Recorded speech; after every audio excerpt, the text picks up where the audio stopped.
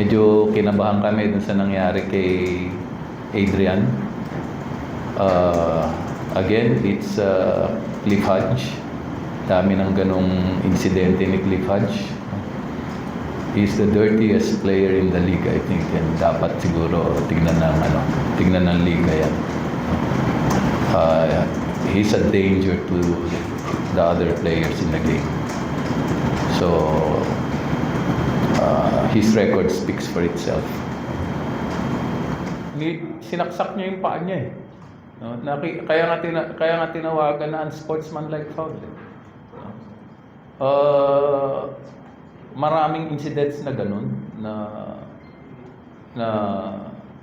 I think cause danger to the players, no? And